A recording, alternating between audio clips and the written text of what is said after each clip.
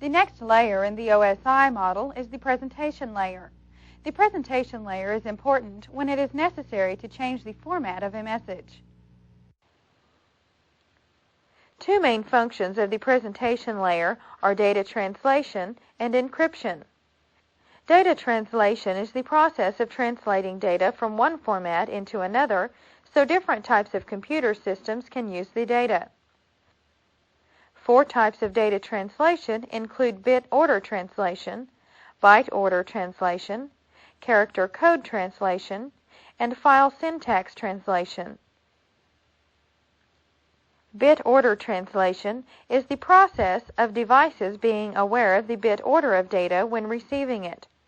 In order to interpret the data being translated, bit order translation must take the data as it is received and put it together into the correct order. Byte order translation is the same as bit order translation, but instead of bits being used, complex numbers can take up more than one byte. So the issue becomes whether to transmit the least significant byte first or the most significant byte.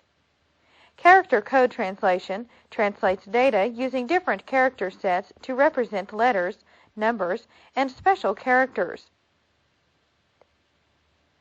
Two common character code sets are ASCII, or American Standard Code for Information Interchange, and EBCDIC, or Extended Binary Coded Decimal Interchange Code. File syntax translation is the process of interpreting data by the way computer systems store files. For example, a DOS computer stores files as one data file, while Macintosh computers store files in two parts, the data fork and the resource fork.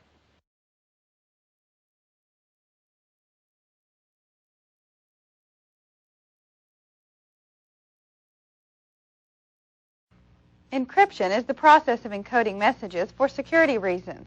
Two encryption methods are private key encryption and public key encryption. Private key encryption is a method that uses one key. This key can be hard-coded into chipsets or established by network administrators. Devices that have the key are the only ones that can encrypt or decrypt messages. If a private key needs to be changed, then all devices with the old key need to be updated. Public key encryption is a method that uses two keys, a public key and a private key. A known value is combined with the private key to create the public key. Both keys are required to decode the messages sent this way. If the public key is discovered, it is no good without the private key.